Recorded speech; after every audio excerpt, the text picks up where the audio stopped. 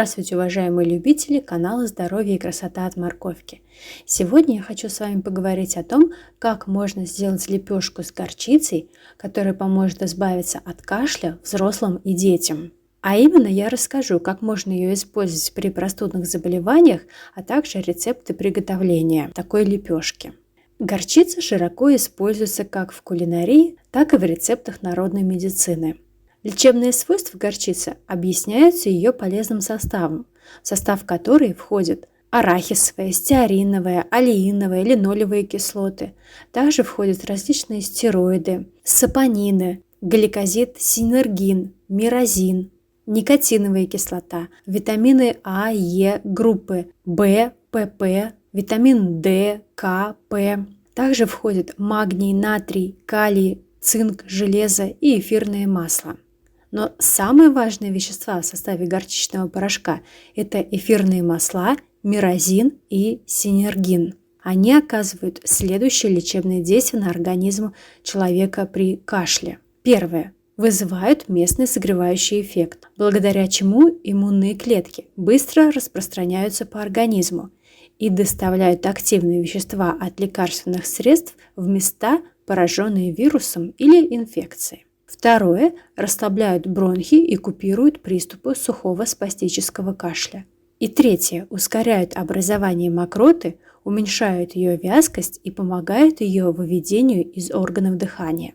Если у вас только началось легкое покашливание, то лучший способ избавиться от неприятного симптома – это лепешки от кашля с горчицей. Подобные компрессы напрямую влияют на очаг воспаления и быстро убирают кашель, действуя более эффективно, чем медикаменты или горчичные аппликации.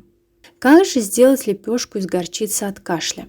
Для приготовления такой лепешки от кашля из меда и горчицы нужно использовать только качественный горчичный порошок. У него должна быть тонко измельченная структура, горьковатый запах и равномерный желтовато-коричневый цвет. Горчицу лучше всего покупать в аптеке. Но будьте внимательны при покупке. Проверьте целостность упаковки и дату. Если упаковка повреждена, то на горчицу действует влажность и перепады температур, которые разрушают важные для лечения ферменты и эфиры. Срок хранения горчицы не должен превышать 11 месяцев. Лепешки от кашля с горчицей и медом готовятся очень просто. Нужно развести сухой порошок в теплой воде. Смесь должна быть густой и не растекаться, но при этом должна оставаться пластичной, чтобы не высохнуть во время использования. Чтобы получить желаемый лечебный эффект, используйте в лепешках от кашля с медом и горчицей воду температурой не выше 40 градусов.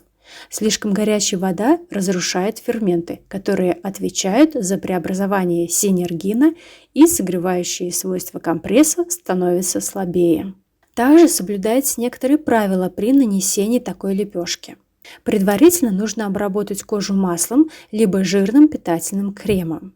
Укладывая лепешку на грудь, старайтесь не затрагивать зону сердца.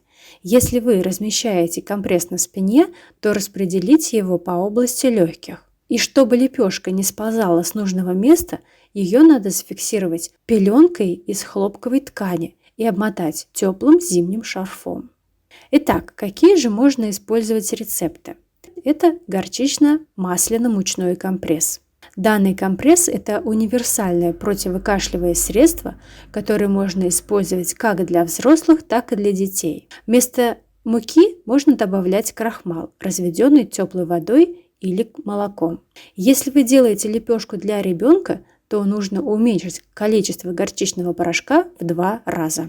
Какие нужно взять ингредиенты? Это горчичный порошок 1 чайная ложка, мука ржаная 1 стакан, масло подсолнечное рафинированное 1 столовая ложка, мед жидкий 1 столовая ложка и кипяток полстакана. Как приготовить такую лепешку? Нужно насыпать в эмалированную миску муку, мед, масло и горчичный порошок и влить туда кипяток. Все перемешать. Замесить тесто, пока не получится густая пастообразная масса. После чего на столе нужно разложить кусок марли и это тесто раскатать на марле до толщины в 1 см.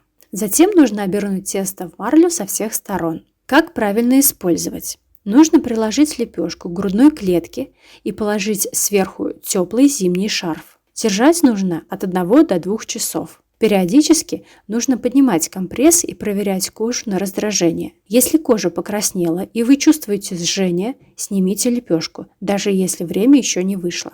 Когда компресс остынет, нужно его снять и протереть кожу теплой водой, после чего намазать жирным детским кремом. Затем укутать грудную клетку шарфом. И такую процедуру нужно повторять в течение 7 дней. В результате применения лепешки из горчицы, меда и муки от кашля разжижается загустевшая мокрота, в результате чего она легче отходит и сухой кашель быстро становится влажным.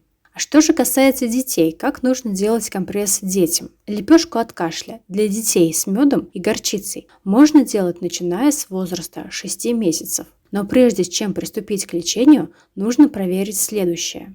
Нет ли на коже ребенка признаков дерматологических заболеваний? Нужно проверить, нет ли у малыша аллергии на мед. В этом случае нужно нанести на руку 1 каплю меда и понаблюдать, не появится ли на этой зоне отек, покраснение или зуд. Также имейте в виду, что компресс от кашля ребенку с медом и горчицей строго противопоказан, если у ребенка высокая температура. Существует ряд особенностей в использовании горчичной лепешки для ребенка. Поверх теплого шарфа нужно накрывать малыша пледом или одеялом. Если вы делаете компресс днем, то держать его нужно не дольше 2 часов. Как только процедура окончена, нужно протереть кожу ребенка теплой водой и накрыть одеялом на 5 часов, чтобы продлить согревающий эффект. Накладывать лепешку нужно 2 раза в сутки в течение 5-6 дней.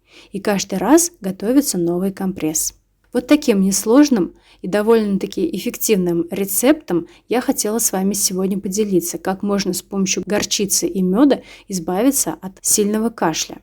Но у лепешки с горчицей от кашля для детей и взрослых есть несколько противопоказаний, включая повышенную температуру тела, а также варикозное расширение вен, атеросклероз, повышенное артериальное давление, злокачественные и доброкачественные опухоли, болезни мозга, эпилепсия, склонность к судорожной активности, любые травмы в зоне использования компресса, в том числе царапины, а также хронические кожные заболевания – это дерматит, экзема, псориаз и так далее. Нельзя делать горчичные компрессы, если респираторная болезнь находится в стадии обострения, иначе согревающие свойства лепешки усилят воспалительный процесс.